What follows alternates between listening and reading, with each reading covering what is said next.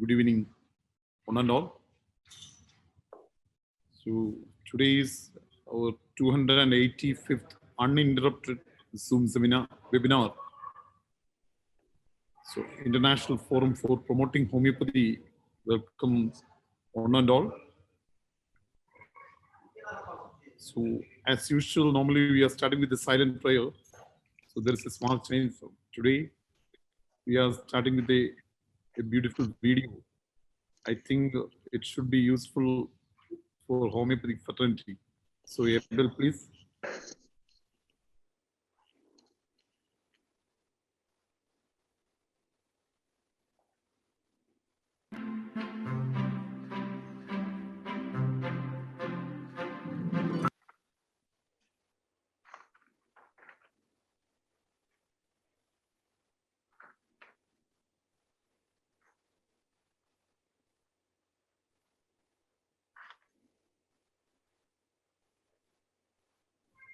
Abel, any technical error?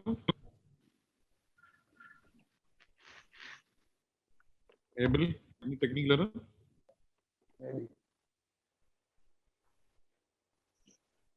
Yes, actually the video is showing some technical. So I guess It's not possible now? it may take some time. I have to rectify what's there. Yeah, please rectify. So we can start with the silent prayer, 1 minute silent prayer. Thank you. Yes. Please.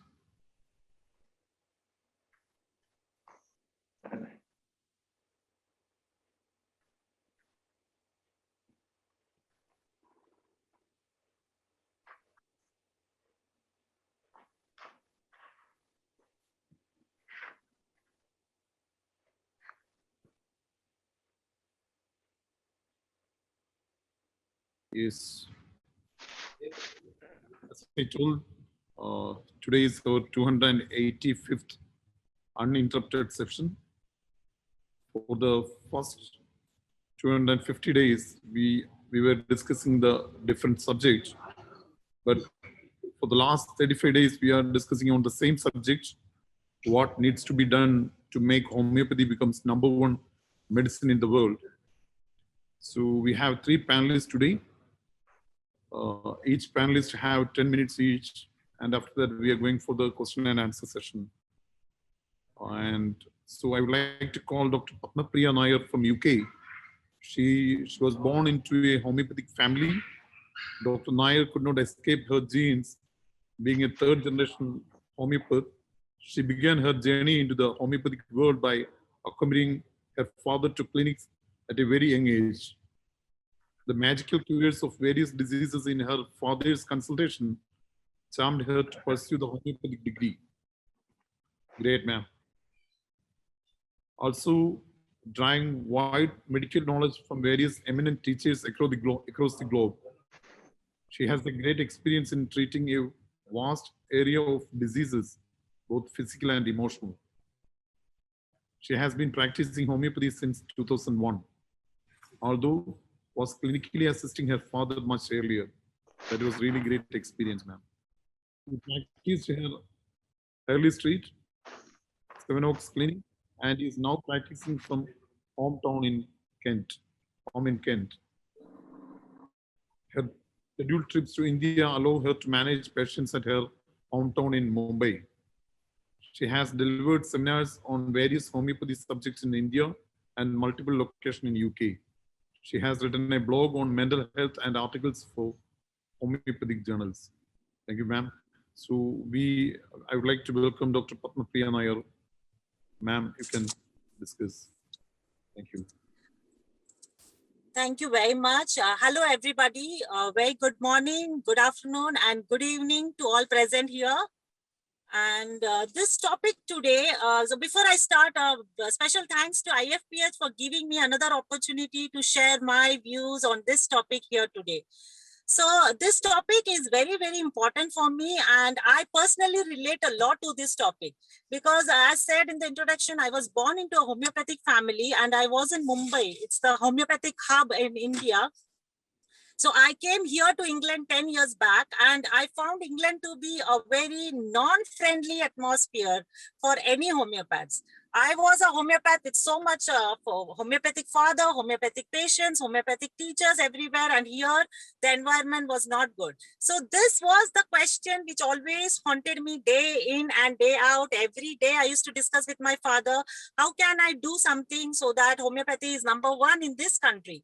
So I used to discuss with my master, my guru, and after a detailed conversation with my father, I sort of got an idea of how I can handle this question, efficiently.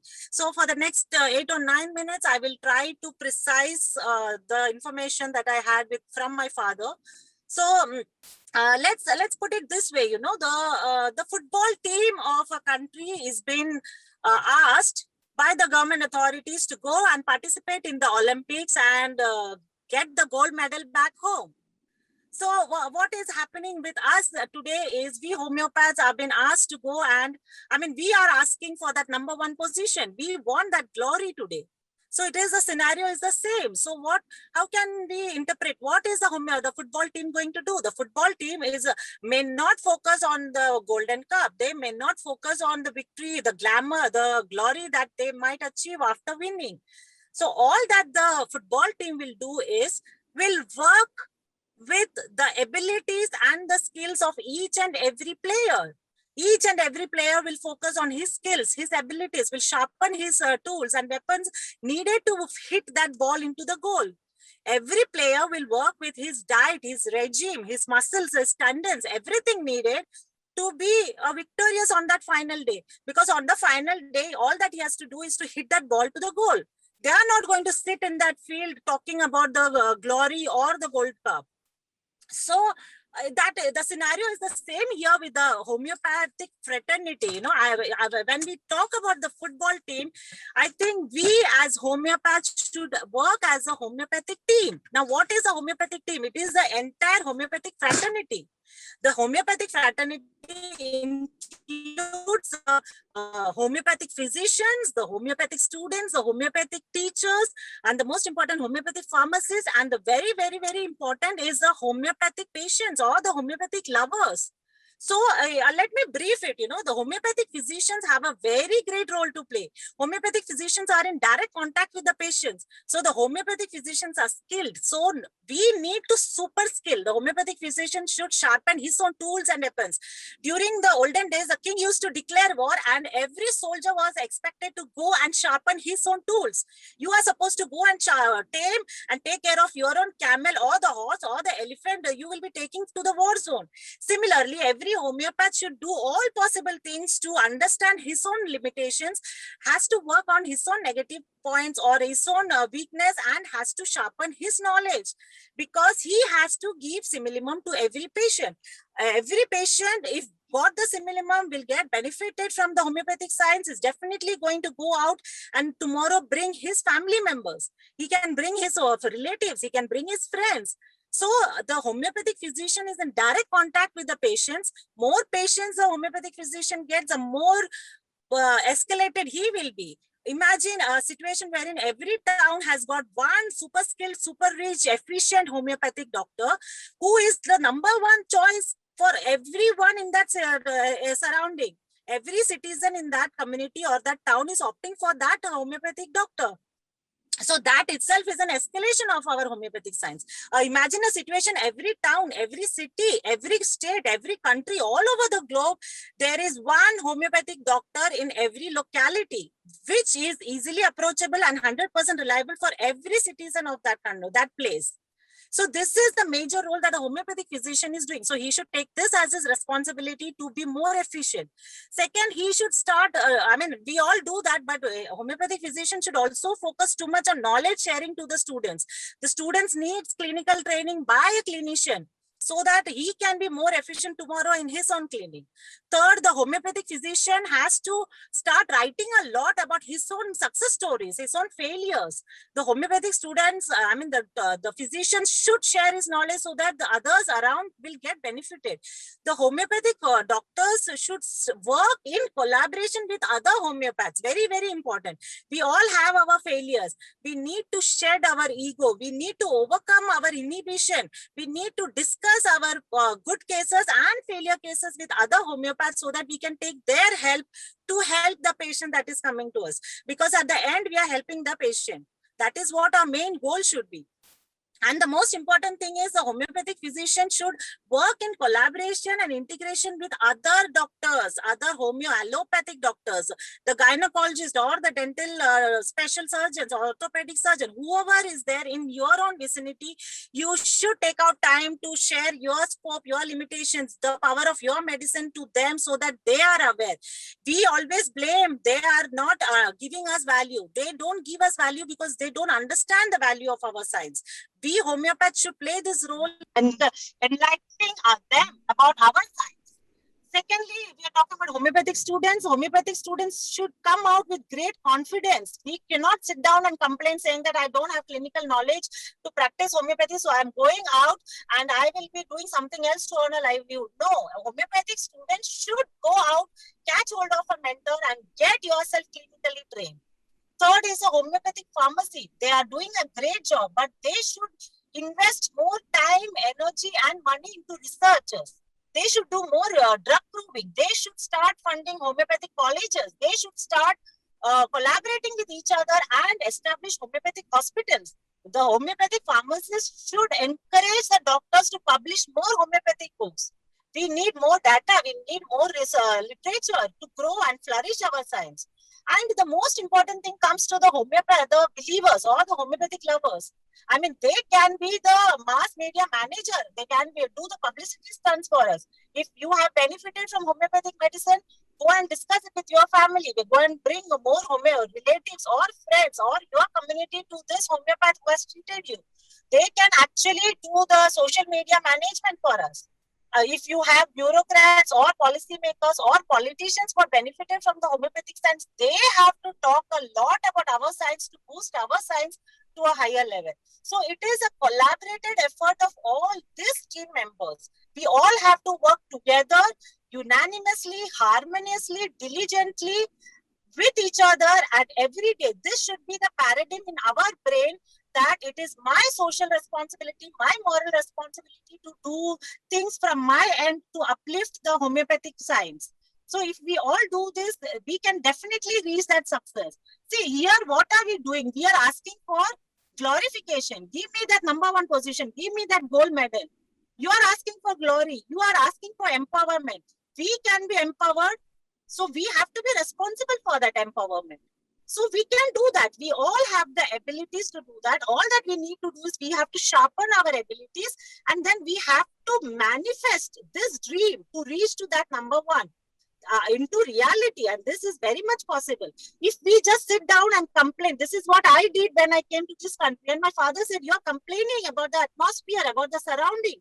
If you're complaining, that means you're not working. You have to work so much. You have to work so hard. You have to take so much of effort that your action should speak out. The number of success stories that you produce should talk about your homeopathic science. This is all that we have to do. See, and we have to understand, Microsoft is #1, Apple is #1. But if you see, they're not competing with each other. Microsoft products are equally good. But if you see Apple, iPhone 6, iPhone 7, iPhone S, iPhone S Max, every version is better than the previous version. So this is what Apple is doing. They are competing with themselves. They are making themselves more efficient than the previous version. We homeopaths, homeopathic doctor, homeopathic pharmacists, the students, the teachers, we have to work within ourselves, along with each other, so that we are better than what we were yesterday. I yesterday treated 10 patients. Today I should treat 12 patients. This should be the target. Yesterday, I read only 1 remedy. Today, I should read more than at least 2 remedies. This kind of escalated effort should be done by each and everyone in our homeopathic fraternity so that our science is escalated. And see, this is like, consumers and products, consumers will use a product, they will try the product, and if they are happy with the product, they'll definitely go for that product. And what is the manufacturing industry do? They will see where is the demand. If the consumers are demanding for one particular product, definitely the manufacturing industry is going to produce more of that product. Here, the consumers are our patients. If the patients have been benefited by our homeopathic science, one patient will bring two will bring 10 patients, and more the number of patients, the more the demand for homeopathic medicines. More the demand for homeopathic medicines, what is the manufacturing industry going to do? The government, the Ayush department, the governing bodies, they have no option, but they have to agree to the consumer demand and they have to empower us. I feel this is how it works globally. You know, if I'm not talking about homeopathy, you go to any sectors, this is how it works. So our target should be to enhance our own abilities, to sharpen our own abilities and work so that our consumers, our patients are being given the magical benefits of our science, and our patients worldwide should ask for more homeopathic medicines so that the government realize. The WHO is not going to come and say, okay, I empower you with this gold medal, you are number one. No.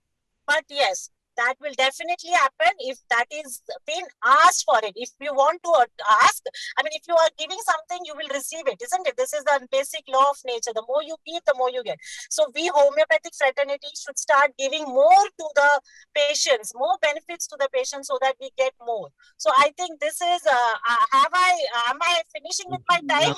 I went as a fast express because I think I'm done with my time limit. So I think this is how we can do, and this is what I'm doing now here. You know, I've stopped complaining and cribbing. I'm trying to give the best to every patient that knocks my door. That I get more patients, and that is how we all can do that. You know, so let us work together as a team in this noble project and escalate our science. This should be the highest mission. You know, I said in Organon. Correct. We got the real feel in your sound, because as a third generation homeopath, we can understand your feelings. Why it's not be number one? We can understand your real feelings. I wish to share a video, because I wish to plan to circulate in the initial time, because that's also similar thing. Right now, they are not believing in our homeopathy, but they should believe in our homeopathy in future. Clear? Can you please share this video?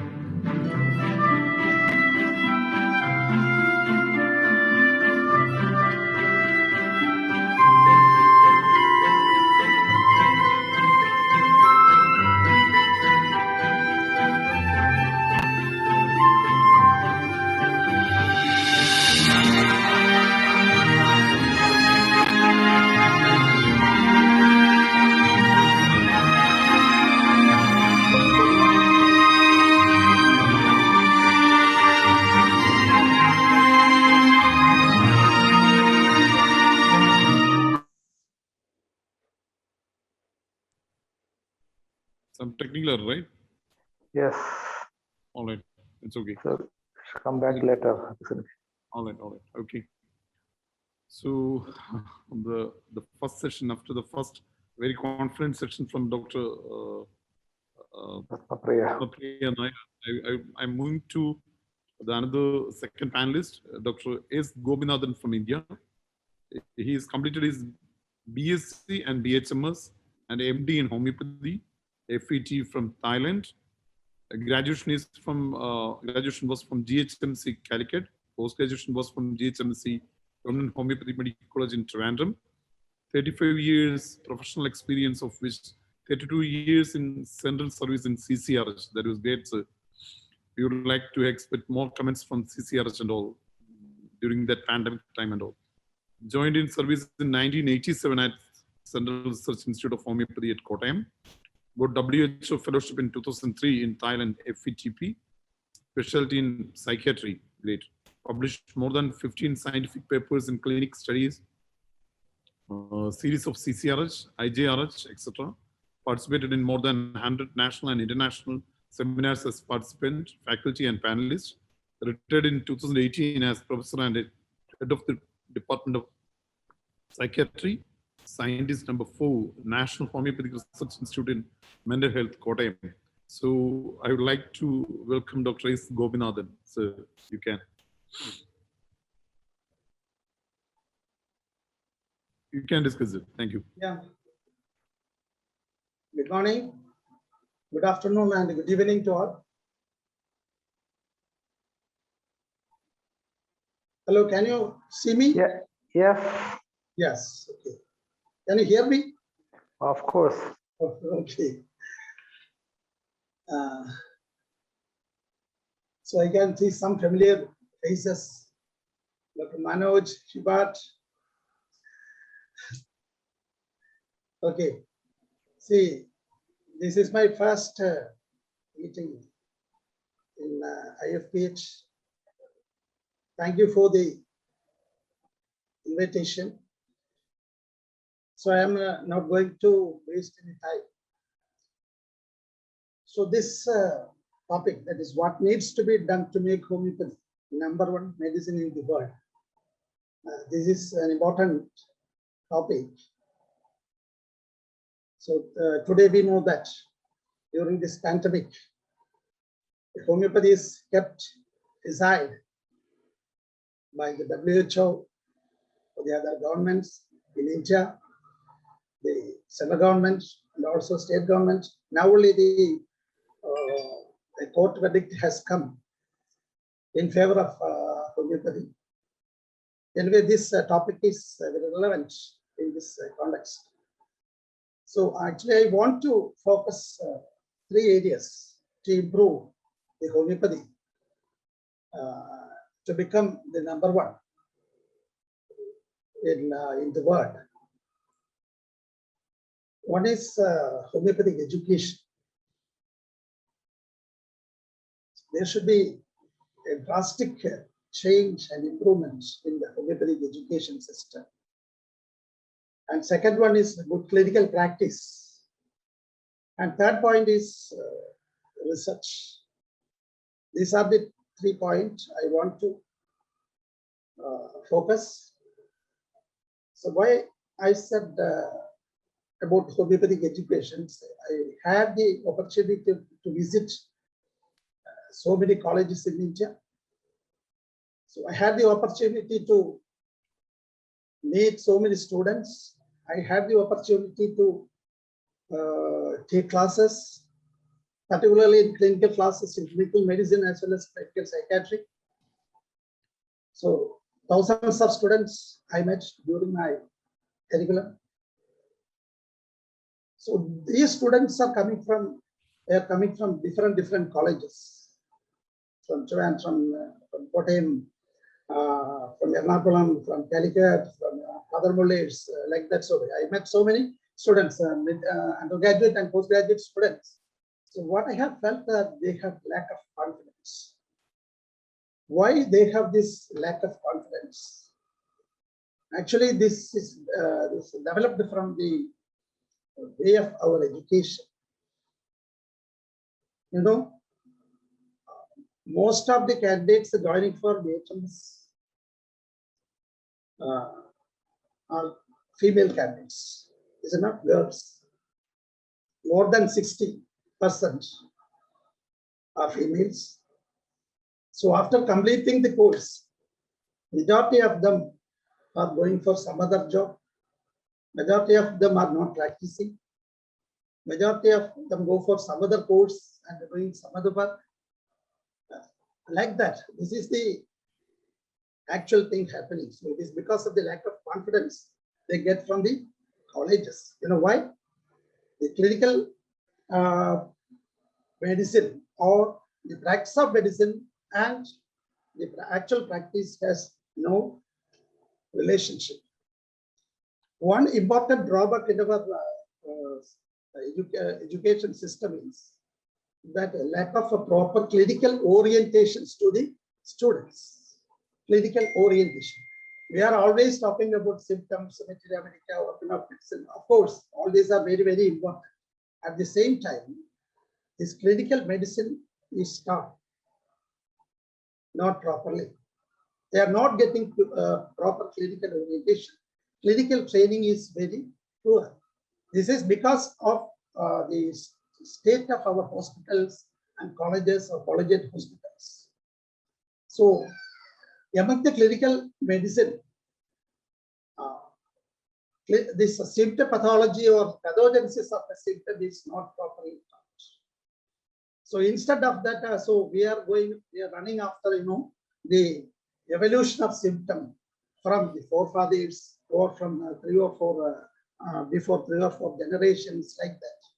So instead of teaching them proper pathogenesis of each and every symptoms and symptopathology of each and every symptoms, we are always running for some other thing.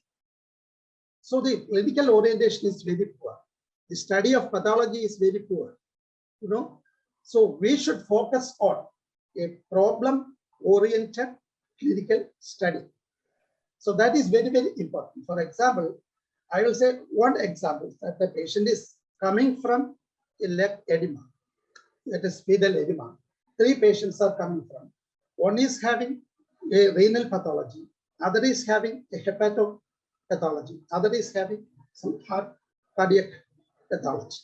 So all the 3 persons are coming with the leg edema, but the pathogenesis of these 3 are different. That is one thing is that when you take the renal case, you can see that the pathology is entirely different. It is because of the sodium potassium pump failure. That is one thing. When you take the hepatic case, there you can say that this synthesis of albumin is very poor. So that is the basic pathology of the development of this. But in heart disease, it is because of the left ventricular failure. So this is a simple example. So the patient will be coming with the edema only. Usually we consider the edema gives some, but we are not considering the basic pathology. If you do not consider the basic pathology and apply the proper medicine, this case will not be cured. This is only a simple example I can tell you. So what I want to focus is that our education should be in a proper way, should we have clinical orientation, then only the students will be getting proper confidence, and then only they will be going to practice homeopathy in a proper way. That is one thing. The second one is about good clinical practice. If the students get proper training and proper orientation, proper confidence in homeopathy, they will come to a proper clinical practice. That is a good clinical practice. Why I am saying is that why there should be a good clinical practice, because when a case is come to 3 persons, they are having 3 different opinions. It should not be like that. Our teaching and everything should be in such a way that when a patient comes to 10 homeopaths, everybody should be having the same opinion and the same way of management. So that is very, very important. This is because of why there is 3 or 10 different opinions coming from. It is again because of a lack of proper orientation in that particular case or particular topic or particular subject, which we are getting from a proper education only. Hi. Yes. Okay. So that is a good clinical practice. Then third one. So I'm not going to explain all this because of the time. And third part is the research. There should be proper research. We are always talking about the homeopathic research, but always doing in an allopathic basis. That is on a basis of modern medicine. So we should have our own method of clinical research. It can be done in a proper way, because our science is entirely different from the other medical science. There are a lot of variables are there when you take a research topic. There are good study designs are there. So what we have to do is we have to select a proper case study depending upon the nature of case is to be studied, or nature of disease to be studied, or nature of epidemic is to be handled. So we have to select the proper case studies or research designs instead of going for the modern medicine or some other thing. Now, this is very, very important. So proper research is not going on. Research is only we can see in CCRH and their units, but in colleges, in other hospitals or other district hospitals or in other postgraduate centers, in my opinion, the number of papers published, number of scientific research, number of done is very, very, very, very limited one. So number of cases, number of papers are to be published in a proper after proper research designs, proper studies. So not only from CCRH, from the colleges. There are so many colleges in our country. So in all categories, not only in the postgraduate level or PhD level, from the undergraduate level, the student should get such an orientation to go for scientific work or proper study designs, how to conduct their research. They should get proper orientation for all those things. So research is another important. Our research is very, very limited. So what is, so these are the three things I want to focus on. So instead of going for so many other things, we have to first focus on the education, good clinical practice, and also the research. Okay. Thank you, Doctor. Thank you, Dr. S. Govinathan. Yeah. We have a discussion after that, after the third panelist. So Yes. please be home. So the next third panelist is Dr. Elena Rendasu from Romania. She is a medical doctor, specialist in homeopathy, rehabilitation and physiotherapy, General Secretary of the Romanian Society of Homeopathy in 2000, that was in 2007, 2018. She was the General Secretary. President of the Romanian Society of Homeopathy from November 2018. Vice President of the Commission of Alternative Medicine from the Ministry of Health, Romania from 2018. General Secretary of European Committee of Homeopathy, ECH, from November to 2020. Professional experience, lecturer of homeopathy at the National School of Public Health, Management and Continuous Learning for medical doctors, for doctors who obtained the additional qualification in homeopathy in Romania from 1995 till present time. Responsible for regional homeopathic teaching in Bucharest at the National School of Public Health, Management and Continuous Learning for medical doctors from 2015. Member of the LMHI, Liga Medical Homeopathic Internationals, and the Education Subcommittee in 2004 till present time. So I would, that's it. Around her education was 1992 Diploma of Competencies in Acupuncture, 1995 Diploma of Competencies in Homeopathy, 2016 to 2020 PhD, student at USAMB, Bucharest, Faculty of Horticulture, Pest Control through Agro-Homeopathy in Fruits Species. That's it. Anyway, I would like to welcome Dr. Elena Rendasu from Romania. Ma'am, can you hear me? Ma'am, you can unmute yourself. Thank you very much for the presentation. I hope you hear me. Yes. Hello, everybody. And thank you very much for inviting me at your prestigious forum. And I'm happy to share with you a few ideas that I have concerning the role of homeopathy and how we can make homeopathy to be better recognized and even #1 in medicine. So I summarized a few ideas, and I think that to make homeopathy more recognized, we have to achieve more awareness, first of all, from the general public about homeopathy, because there are people, unfortunately, for instance, in Romania, I think in India, homeopathy is very well known, but in countries like Romania, sometimes you you see that people do not know exactly what homeopathy is, what it can do. And there is a awareness. We have to make more meetings, more conferences where to explain to the general public about homeopathy. And also we have to gain more recognition from our allopathic colleagues. In Romania and other countries from Europe, homeopathy is practiced only by medical doctors, but it is not taught in faculties of medicine, unfortunately. So many medical doctors finish their studies and they do not know about homeopathy or about acupuncture, almost anything. This is a pity, and we have somehow to reach to these people, to our colleagues, and to show them the results of homeopathy. And to do this, I think we have to achieve a common language. Sometimes I think, unfortunately, homeopaths are speaking only among themselves.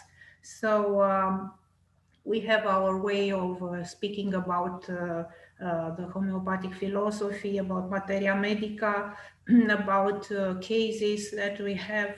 But we speak in a certain language, which is a homeopathic language. We sometimes present our cases just presenting homeopathic symptoms and how we repertorize case. But we have to reach a common language in order to make our colleagues to understand what we are doing.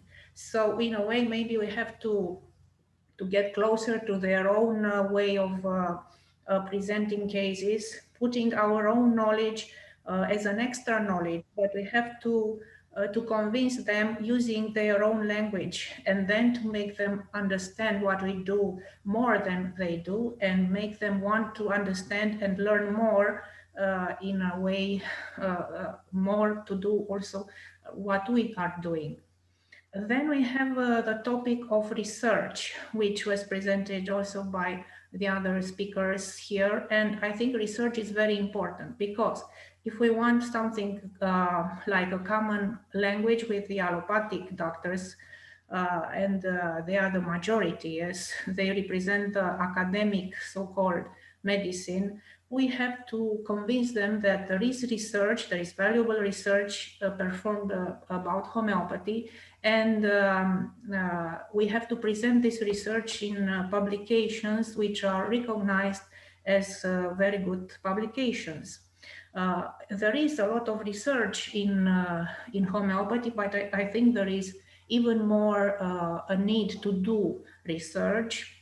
Clinical research, for instance, which we can also do by gathering our cases and presenting them in a very organized way, so that everybody can comprehend and see that indeed it was a valuable result.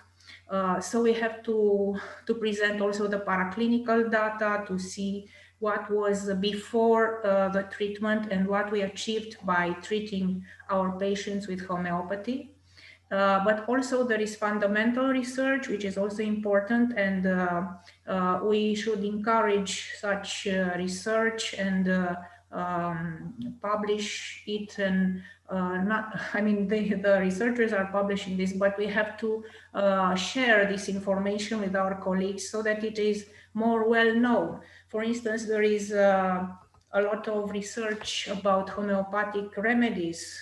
You know, I don't know if you agree or not, but I think that the nanoparticle theory is very important, and we should think about it more carefully, because there are very important researchers, among them many Indian researchers, and Dr. Rajendran Skaria is one of them, and I admire his work very much. He, as you know, made this research with microscopic, with the electronic microscope of a certain quality, and with spectroscopy, and he could prove that there are indeed nanoparticles, and he measured them, and we know very much about many remedies now. Also, there are the researches of Dr. Bellare, and in Europe we have Dr. Wassenhofen and others, and also other researches, and all of them focused on the homeopathic remedy.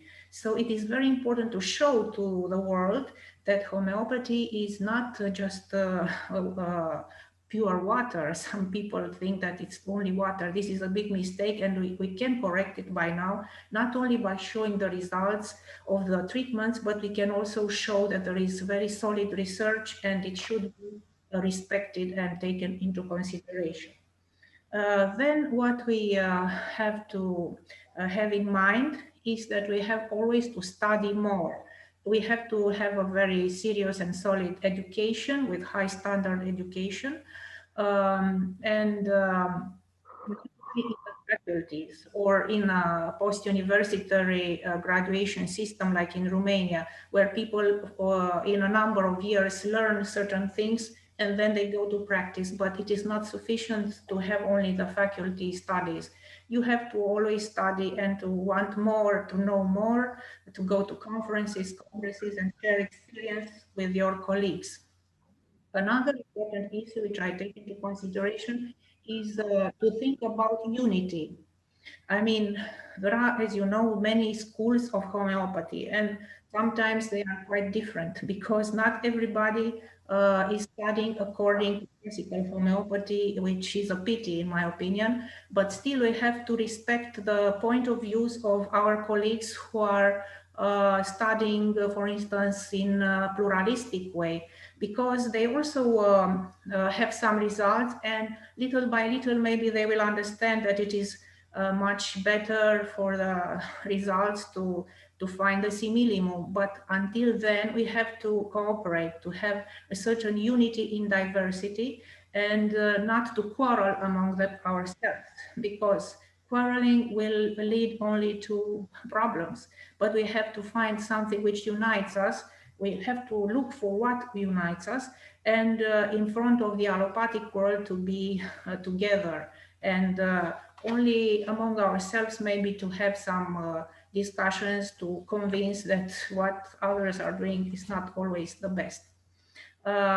So if we will do all these things, also there is an important issue about research in domains where placebo effect is completely out of question. We have to encourage, I think, the studies of veterinary homeopathy and of agrohomeopathy. In this respect, I have done myself research, although I'm not an agronomist, but I could, as homeopath, to do research about homeopathic treatments with plants, and it worked very well. And I could I could finalize a thesis of agrohomeopathy in a faculty of horticulture in Bucharest. So I think this is also very good for homeopathy, and I think that all those who want and who can dedicate some time to these problems, they should do it and show that homeopathy is working in plants also and in animals.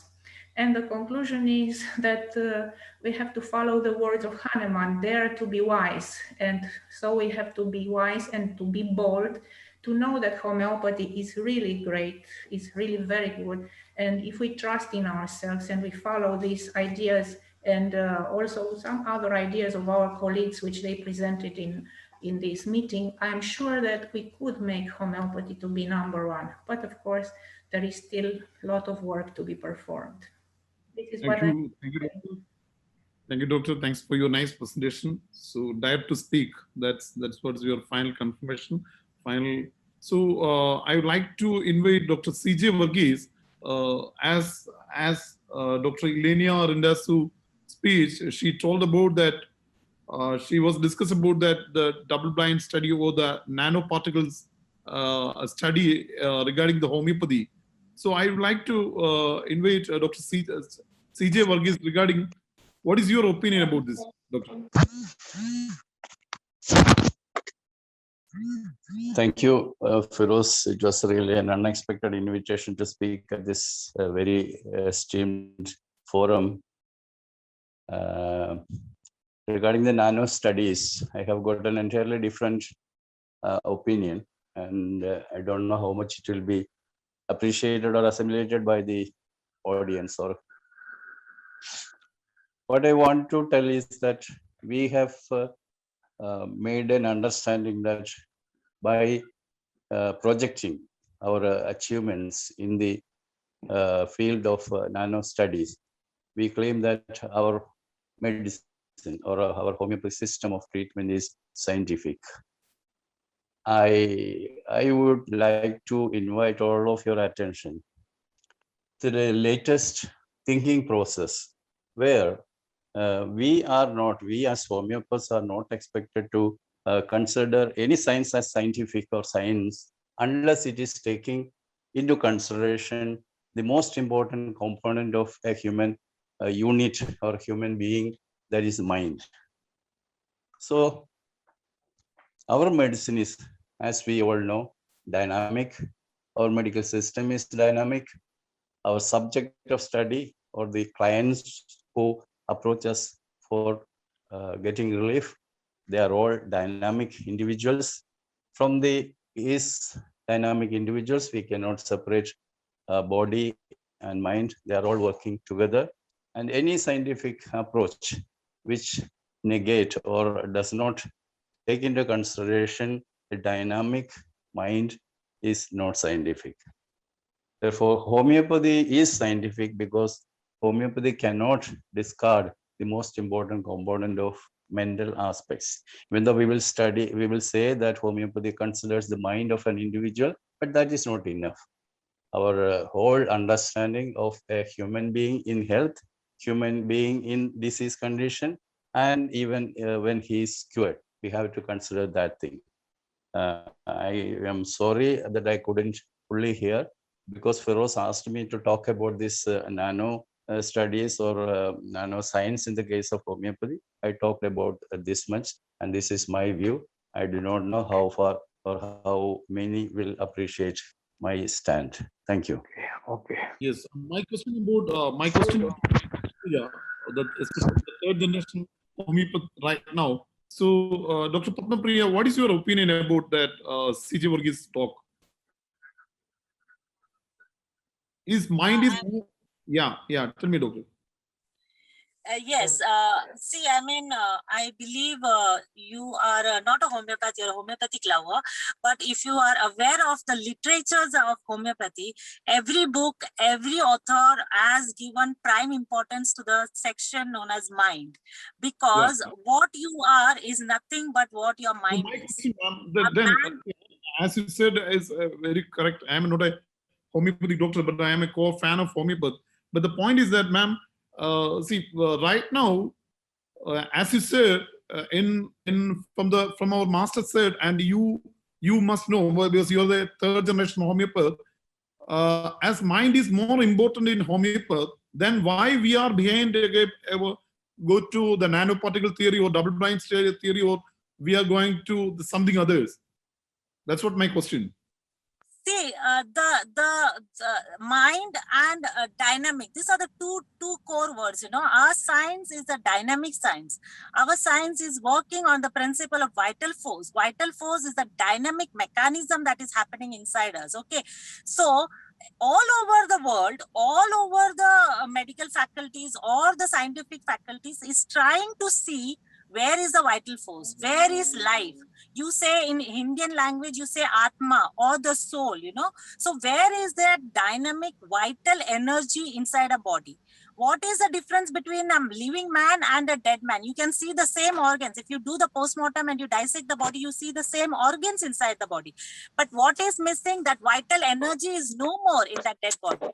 So the whole medical faculty or the scientific faculty is trying to reach out that existence of vital force. They're trying their level best to investigate and prove the presence of vital energy. So when we talk about nanoparticles, we are just escalating our standards of investigation, I should say. You know, we have from the biology, the chemistry, the physics, now we have gone to quantum physics. So from particles, we have moved to nanoparticles. So even the investigating team, I should say, the scientific team is just escalating their own standards to reach to that level, to reach the definition of vital force or the soul or the dynamic energy. So when you ask me about nanoparticles, they have just reached nanoparticles. They have still not reached where is the vital force, where is the existence. And our master Hahnemann, without any investigating tools, could conclude that the core of man is nothing but the presence of vital energy inside him. It is a presence of mind. He has mentioned mentioned in all the books. All the homeopathic pioneers have written a lot about mind, saying that mind is nothing but what a man is made of. You are nothing but what your mind is. Okay, so if you are your mind, like for example, I'm just giving you one silly example. You know, if you fight with your wife, you will not be in a good mood to talk in the IFPH today, because you had a argument with your wife. So your mind is affected. You have the intellectual My faculty. question is that because right now a lot of homeopaths are still fear about the authenticity of homeopathy. They are going back to the nanoparticle theory, or they are going back to the double blind theory and all. So so that's what my question again. Why is it more important or not? That's what my question. I would like to welcome, I would like to welcome the point from Dr. Jose Isaac also. He is also the third generation homeopath. That's what. So they are, see, that's what I'm saying, that they are trying to reach the importance of mind. They're trying to reach or understand the value of that word dynamic mechanism of the vital force in the whole of homeopathic literature, you know. So in an attempt to reach there, they are doing their own studies, they're doing their own research, and all that they have reached is the nanoparticle. The terminology nanoparticle is where they have reached, but we have to go far beyond that, because as said, dynamic energy is dynamic. You cannot use any double blind method or the present technologies that you have in the world all around to come to the conclusion that this is a vital force, this is the dynamic mechanism of the vital force. So the nanoparticles is just a terminology they are using to help themselves to reach the definition of vital force. This is what I understand. Dr. Jose, my question is that if we are talking about the nanoparticle theory to sideline for homeopathy, or they want to promote the homeopathy through nanoparticle theory, that's what my question. See, there was a criticism from the very beginning that homeopathy is possible. And till 2010, around 215 years, they said that, or the scientific world said that the medicine is there only up to the 12 potency, according to the Avogadro's principle. Then the nanotechnology came after 2000, and then they found out that there is medicine until the 200th potency, and there is chance of having these particles above 200 also. So now the question is settled. Until 200 potency, there is medicine. It is proved, and even scientists also approve that. So far, they were telling that it is plausible, but now they say above 200 is plausible. And again, they say that there are some side effects for homeopathic medicine. See, side effect can come only if there is effect. See, so it is a necessity to make the scientists understand that homeopathy is not possible, or the normal science wants it to be explained like that. But we are not concerned about that, because we have the cause and we have the effect. Then coming to the mind, mind is man. Everybody. Now, when homeopathy or Hahnemann's theories came, he was the first to say that there is a psychosomatic cause for every disease. He was the first to say that. And everybody laughed at him. Now, what happened? You ask any scientist, any allopathes, anybody, they will say mental stress is the cause for all the chronic diseases now. And they all of them agree that mental stress is the main cause. So because they can't find a material cause for why some comes, why cholesterol, high cholesterol comes, why cancer comes. So now they know that. And they say that mental stress is one of the most important causes. So this is what we were also telling for the last 220 years, that mind is man and the diseases originate there, and that can cause diseases, and from the mind it comes to the material body, that is the physical level. So slowly everybody is acknowledging what Hahnemann has said is true, but even the most modern science don't give the credit to Hahnemann. They don't acknowledge that Hahnemann is the one who said it first. That's the Clear. So I would like to directly go to Dr. Naveed Iqbal Awan from Pakistan. what is your point about that? Hi everyone, listening to you all. First of all, You're talking to Pakistan, right? Right? yeah. First of all, I would like to thank to all respectable doctors who presented their views, who presented their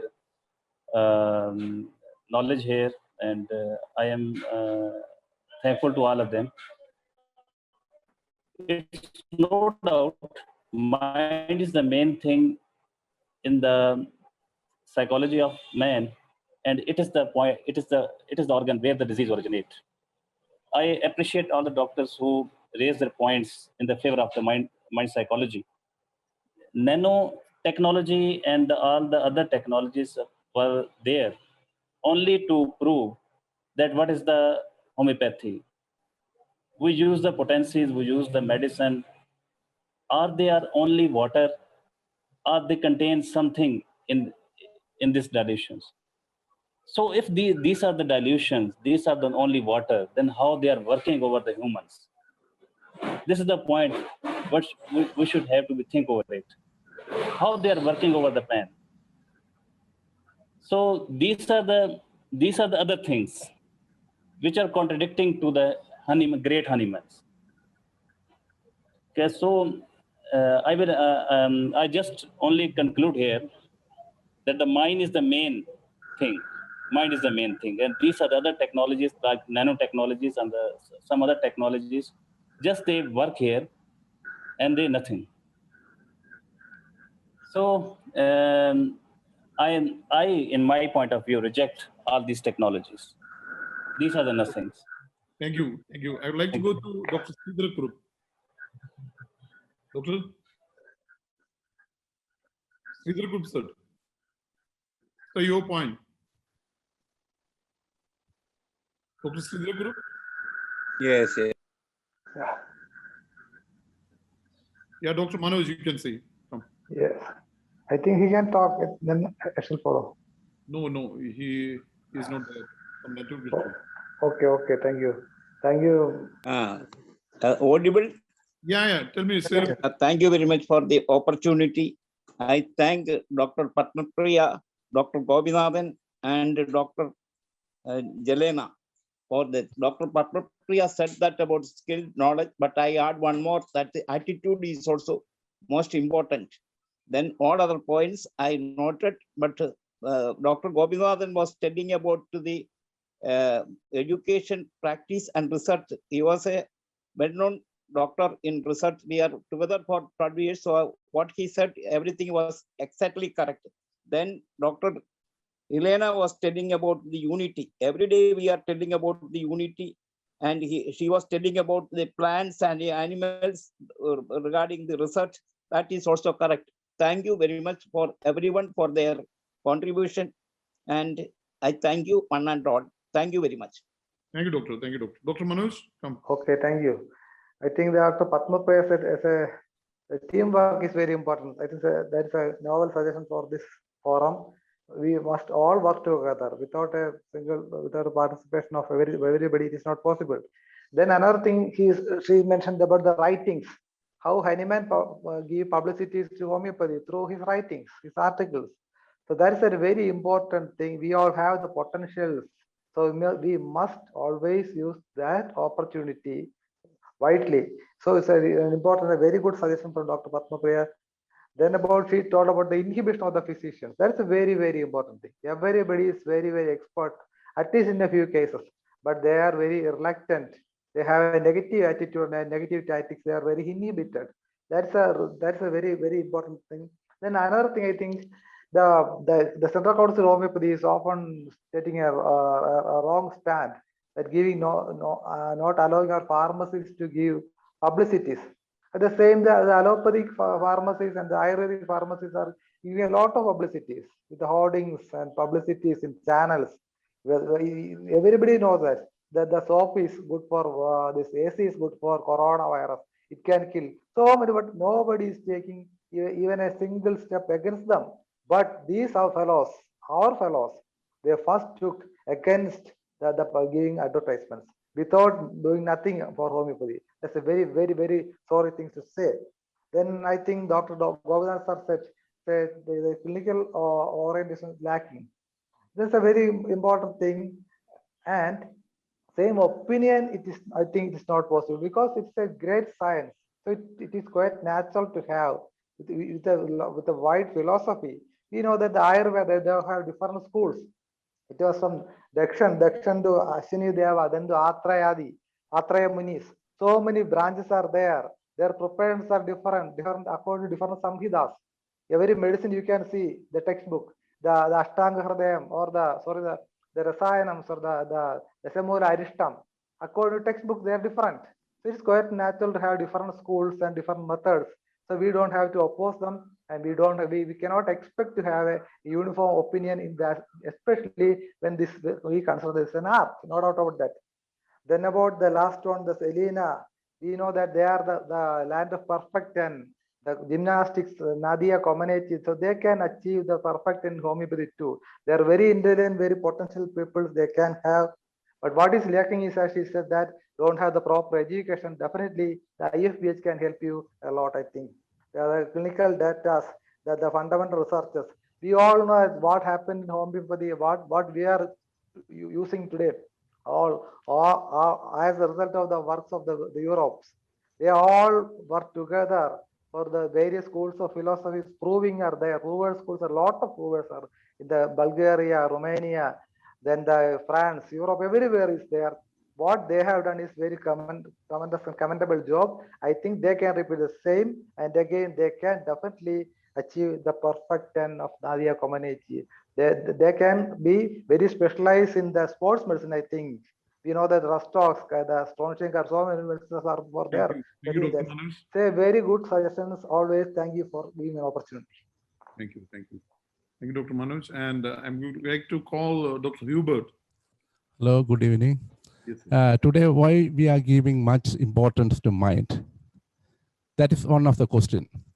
Because there is a belief everywhere that in the God's mind, man was created first. From that, God given a body to in this world. And what the homeopathic medicines are, why it is much more affecting the whole body the human being, is that because whenever we are making a potentization of the medicine, it is more similar to the body of human being. It is very much similar to the human being. So we can make it more qualified. That another what I want to say that Nayar's Padmapriya Nayar's comment. I want to say something. So many doctors think that the final aim is the totality of the symptom. Totality of the symptom, if all of it suited, sometimes it will not affect. That is why many of the students after passing out from the colleges are not practicing well, because return things are, because the medicine, whenever the medicine is drug proving, whenever we are doing drug proving, the medicine will all the time, it won't produce all symptoms at the same time. It may produce in different time. Or one day, the first day it will produce one symptom, the second day another, third day, but written in the whole the history maybe all are written there. But they believe that it will affect. But first day symptoms, when the medicines having the first day symptoms only give acute cases.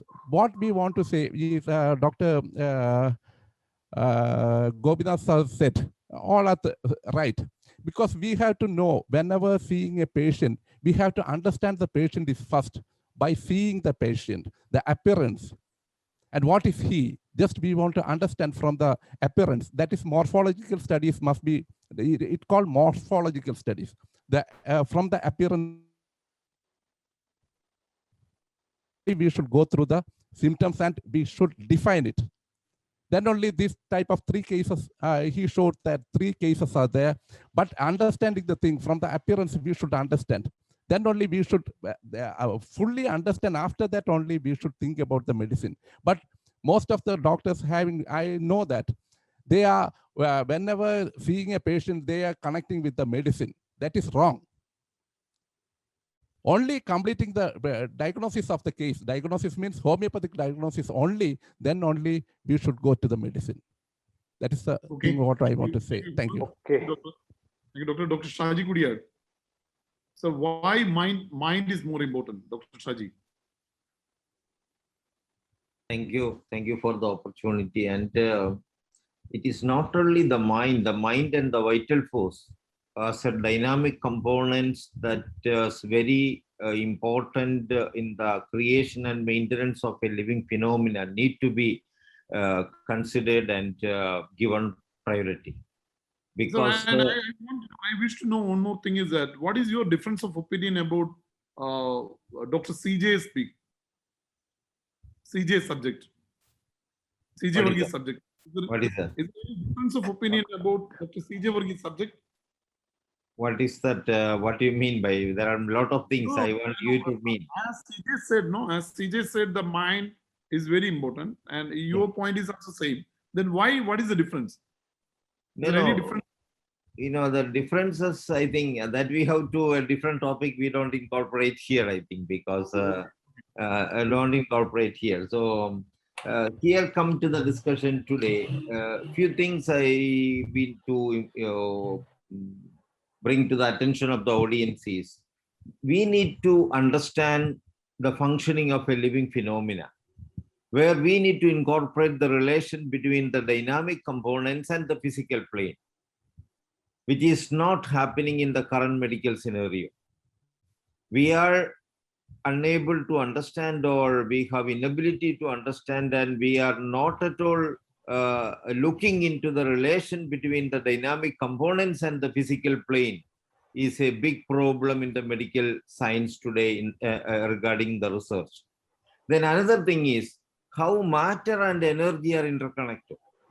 The relation between the connectivity between the matter and energy are not studied well. Even the quantum science and quantum physics is there. It is not developing as expected. It is a standstill position. All these things are going to have an expansion in near future, and that is a bright side of a coming era of science, in my opinion, because how the medicinal substance we are using, converting into an energy plane capable of influencing the dynamic components that constitute and that is involved in the creation and maintenance of a living phenomena is a very important question to be answered to understand homeopathy well and to establish the scientificity of homeopathy. So a lot of new directional scientific researches and scientific thought process and scientific thinking need to take place to materialize that point, and that is going to be the future of the science in general and medical science in particular, in my opinion.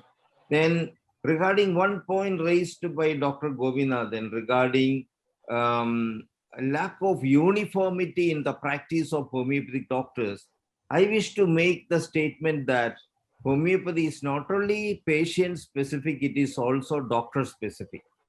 That individuality is universally applicable because a doctor is treating a patient not with the medicine alone. The vital force of the doctor has a communication with the vital force of the patient as the patient comes in front seeking help and from the doctor. That is one thing. The kind of information the doctor gives to the patient, restructuring the mental thought process development in the patient has another influence. And the trust of the patient in the doctor creating self-development of energy inside, amplifying its own curative process as another influence. So the rest of the treatment is done and the cure is happening through the medication of homeopathic medicine in the dynamic plane. An actual cure is a totality of all these processes in all systems of medicine. But today, scientifically, we consider the medical material medicine perspective only. That is not the truth. We need to consider the totality of all these possibilities. Then we will be easily able to understand the patient-specific and the doctor-specific perspective of homeopathic management. In such a case, the repeatability condition or criteria based on a linear scientific approach in conventional allopathic system of medicine is not the reality. There is a non-linear holistic approach that is present in every system of medicine other than allopathy is the reality and the real scientific approach, in my opinion. So these are the thoughts I wish to brought forward to this forum at present for further progress of homeopathy. Thank you. Okay. Thank you, Dr. Shaji. So we don't want to bother about the nanoparticle theory, or we don't want to bother about. Okay. I have something more to say regarding nanoparticle. Development of nanoparticle is not a problem for homeopathy. It is another stepping stone homeopathy. As we say, homeopathy is defined as a pseudoscience. Now we identified nanoparticles, by which we can tell the world we have some particles in our medicine. But that is not going to solve the entire problem. We are taking one step more. That's okay, no problem. But what is this nanoparticles? How it produces a cure? How it is able to influence the dynamic components to effect a cure? How it is producing a cure? All these things to be answered. So just by identifying nanoparticles, our problems are not going to be resolved. So it is just one more step. Nothing to worry about that. There are long more area to reach and go forward. Okay. Well explained, Dr. Shaji. Well explained. So I would like to call our panelists, the final conclusion, Dr. Elena Rindasu from Romania. Ma'am, I hope your the subject is clear. And ma'am, how many homeopaths right now in Romania? How many? We have not a very clear statistics about it. We have maybe about 500 homeopaths. But still, ma'am, we would like to, and yes. I would like to add one more thing. And see, as you are the member of LMHA and all, what is the step taken, ma'am, during the COVID time? This is one of the very good opportunity in all over the world. So what steps have you taken from the LMHA and all? But you know, I am just a member, a member of the organization. I am not entitled to speak in the name of the organization, and I am more involved in the European Committee of Homeopathy. If you want to know more, you should ask. We invite maybe our members to speak more about this, not just in 1-2 minutes. But actually in Europe, as you know, it was more or less forbidden to treat homeopathically COVID. Understand. In India, you are very fortunate because I know you have the Ayush ministry, and there is an official possibility to make all kind of requests and to be better heard by the authorities. But actually, even in India, from what I know, is that in hospitals, it was difficult to go to treat COVID patients, and especially in intensive therapy units. So there are many problems which are very difficult to be solved, and especially in other parts of the world. So India is completely different, and I think we all admire you, and you are really very lucky to have this opportunity. And maybe you will show an example to the whole world, and you will help us also to solve this problem. But please allow me to tell a little bit about these nanoparticles, because it stimulated so much everybody to speak. Actually, this is already proven in research that was made, and it is the reality. We must adapt to reality. And as Dr. Kudiat, who spoke before me, said, this is matter and energy are interconnected. Even if there was this discovery that in homeopathic remedies there are nanoparticles, this doesn't change anything from the old theories. I don't think that Hahnemann is not recognized in what he said. But now we just found out that in these remedies there is something. And this is the material part, the energetic, the dynamic part is a different story, and it remains there. It's not changed, I mean, by this discovery. It just offers the possibility to the scientific world, which nowadays is more materially oriented, to to recognize homeopathy, to know that here there is something and it is not just water. We have a chance to be better recognized by the scientific world. So we should not be upset that there are nanoparticles in the homeopathic remedies. This is a chance for us and we should use it. This is what I wanted to say. And that mind is the most important. Yes, I agree. And when we treat a patient, we take into consideration, first of all, the mind symptoms, mental, emotional, and they go higher in the hierarchy of the repertorization. So I think everything remains unchanged. We just have a better opportunity to explain to our colleagues from outside of homeopathy that we have a scientific basis, and it's a pity if we do not recognize among ourselves this. Thank you. Thank you. Thank you, Doctor. Okay. So I'm moving to our another panelist, Dr. Gobinath sir. So you can conclude your point. Thank you.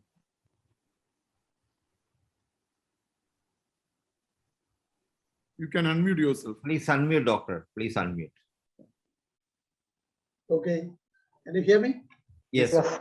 Okay. One regarding the minds, what Dr. DJ Varghese said. See, it is high time to change this mind or mental symptoms to behavior. So, you know, when we talk about minds, always we are searching for the symptoms, mental symptoms, is it not? Mental symptoms. We are suppose the patient is in front of us, we are talking to him, and after that we have come to a conclusion that this patient is very arrogant. Okay, so that means it is his behavior. So it is high time to change the mind, this part, the behavior of the patient. That is one thing.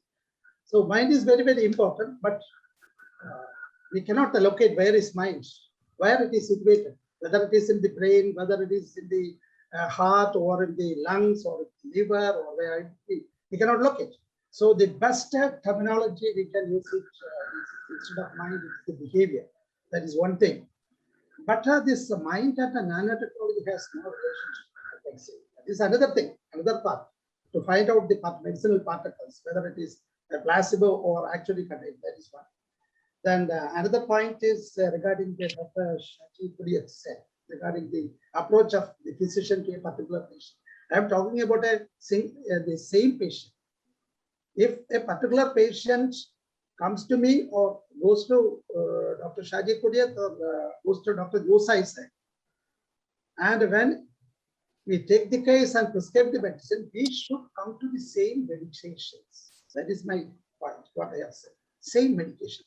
That is the importance of standardization of education, standardization of the practice, and standardization of the research. Okay, let me conclude. Thank you very much for that. Dr. Bhadran? Hello. Yeah, Dr. Bhadran, you can.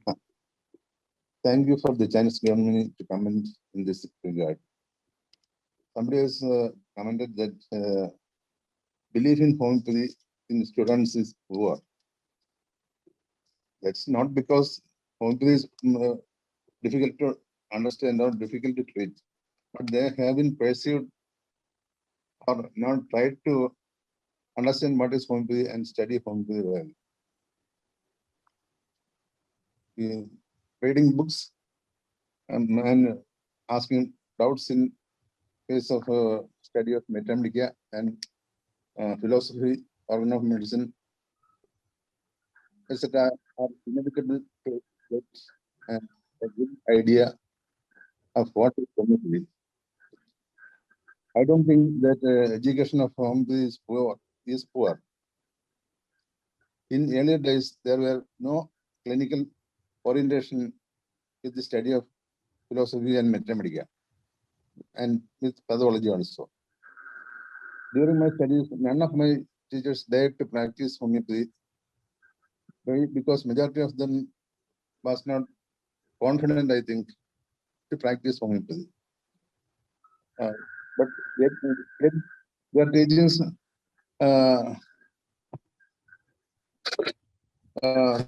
helped me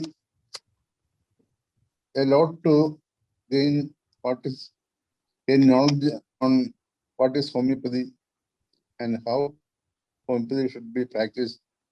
That's well written in our books, especially the philosophies that were not probably at that time. Philosophies were not well discussed. That made problem. The students are also they were Dr. less Badran, confident and some network issue, I think, we can't hear properly. Hello? So we can't hear properly. Some Hello? network issue. So we can't hear properly. We can't hear problem network issue. Can I move to the next participant? Yes, yes. Okay. Dr. Lokmanya Gupta. Yeah. Sir, good evening to all. Yes, sir. Hello, friends. A very nice session. Sir, the themes discussed today are very much up to the practical phase of homeopathy to bring homeopathy on the top in the world. Okay. The main things needed are very well discussed today. As we all know that homeopathy works on the system of vital force and totality of the symptoms. But it was explained and narrated by our great master and founder, Dr. Samuel Christian Frederick Penman Sahab. But today, we are not having any guidelines to prove it practically under microscope. And in the world today, to compete with other sciences, we have to establish our scientific values and scientific explanation of our principles. No doubt, we have to treat, we will treat, and our treatment completely depends on totality of symptoms. But in our organ of medicine, there are few variety of symptoms already written on that mental journals of grade A can explain the full patient as a whole. If a symptom is very much close to the mental symptom of a person, or some symptoms are very peculiar and very important and very rare symptoms, we can prescribe a medicine on these rare, on these peculiar symptoms. A very good guideline has been given by the speakers today, especially Dr. Nayarji, that we should think on the principle of nanotechnology. Sir, I want to narrate here that I'm doing some work to establish the factors and narrated in our medicines. Recently, I worked in COVID phase when it was need of oxygen, and we all had read that carbovage is our oxygen tank. Carbovage is our oxygen cylinder. Sir, by the grace of Almighty Goddess, I got a success to verify this carbovage with the oxygen content.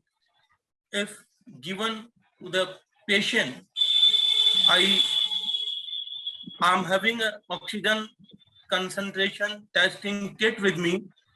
I computed it with the plain water. The oxygen required in the water is up to minimum level. You're talking from? But when I mixed carbovage in water, just to test, just to verify and specialize, and just to give it a scientific value, I got tremendous results. When I mixed 10 drops of carbovage in around about 10 ml of plain water in a test tube, I got a tremendous result. It was full of oxygen. You're talking from? Yeah, sir, I'm not getting you. So where you're talking? You're talking from which part of India? I'm working in Kota, Rajasthan, India. India. So you're talking from Rajasthan right now? In Rajasthan, India. I'm working absolute homeopathy in spite of my father being an allopathic doctor. But in last 38 years, I never used a single tablet of allopathy. Great, great. So can you please share your number in chat box so we can contact you, sir? Sir, I'm preparing a project now. I'll final it and I'll present it on Facebook also. And my project report I'll submit. So it's a need of today that we should give scientific representation and scientific platform to homeopathy, not only giving a hypothetical base. If we have to bring our homeopathy on the top. So we IFP can support very well. So please share your number, or you can chat in privately. So we can. I'm in the group. Today only I joined the group. And one more thing, one more thing I would like to express here personally, that I had prepared a COVID survey with homeopathy. What we are claiming that homeopathy we can do good, but we are not having records of our own to put before our authorities, to put before the governments. So I had forwarded our survey form in the group. Please, I request all the members, all the fellow colleagues, to please fulfill the survey form so that it can help us, it can exchange, it can share our work with each other. And please be assured that this survey form we will submit to the government, and the work done by the doctors will be there. Sure, sir. Sure, sir. It will be a figure to the own doctor who will fill it. Yeah, sure, doctor. Please share your number also. Please share your mobile number in your chat box. Thank you, doctor. Okay. Dr. Padmapriya Nair, you can conclude your point. 1 minute, please.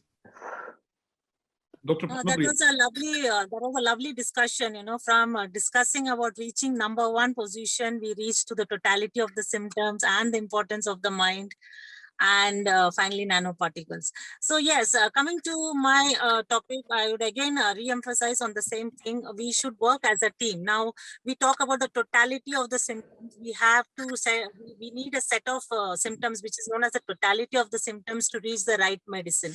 Similarly, the totality of the group efforts of all the faculty members of the homeopathic fraternity is needed to reach to #1 position. And when we talk about totality of symptoms, mind is given more importance. Similarly, when I talk about the team efforts, the mind here is the homeopathic physician and the homeopathic pharmacist. So I think there are 3 important things that the homeopathic physician should do. The first is he should be skilled, he should super specialize himself, he should make himself so sharp that from whatever disease, whatever patient, he should be able to help him with the right homeopathic medicines. Second, he should be able to write about his cases and share his clinical knowledge with the crowd around. Ma'am, I have a question for you. Ma'am, Yes. what is the status of pardon, can you repeat your question? There's lots of other disturbance as well. What is in UK? I think all people are all vaccinated. Most of the people are vaccinated.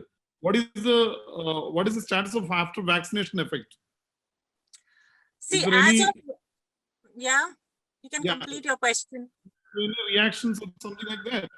Because right now there is a doctor from Kerala, Dr. JP. He was treated a lot of HIV patients, and he told us that only homeopathy can treat well after COVID vaccination effect. Is there any news from the from UK like that? No, see here, majority of the population have been vaccinated. And secondly, there are a small minority of the patients who are complaining about the side effects of vaccines. And a majority of that news doesn't come to public. And the most important thing is we homeopaths are not been empowered to manage any COVID or post-COVID or post-vaccination symptoms. So we homeopaths don't have any access to that. But me as personally as a homeopath, yes, my patients do come back with the post effects of vaccinations. So I, from my end, is trying my best with homeopathic medicines to help them out. But I am not sure about what the other homeopaths are doing, because unfortunately, we are not supposed to claim about any success related to COVID or vaccination in this country. So I can't comment about what others are doing and how others are working with this subject. Have you vaccinated, ma'am? No, I have not vaccinated. All right. All right. Thank you, ma'am. Thanks for your presentation and your comment. So Yes, I haven't completed. I said the homeopaths have the three major responsibilities. One is make yourself so efficient that you help all the patients coming to you. Second is you need to share your knowledge via writings or via teachings to the students. And the third and the most important is you need to come out of your inhibition and ego and work in collaboration with both your fellow homeopaths and your complementary medicine and medical faculties around you. And the second and the most important people who can play a major role in escalating our homeopathic science to a next level is the homeopathic pharmacist. They should investigate, they should put their time, energy to research into drug proving.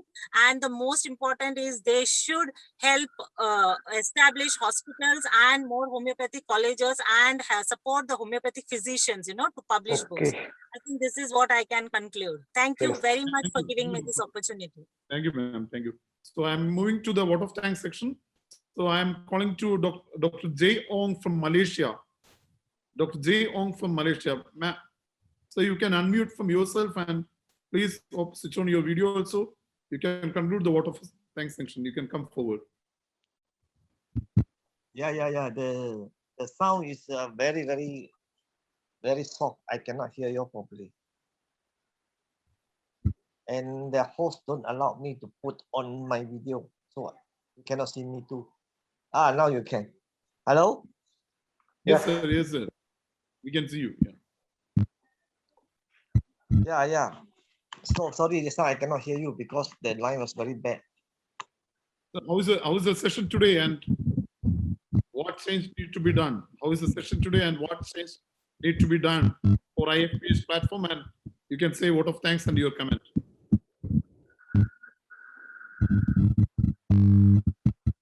I would like to say thank you to the speakers tonight, Dr. Priya Nai, Dr.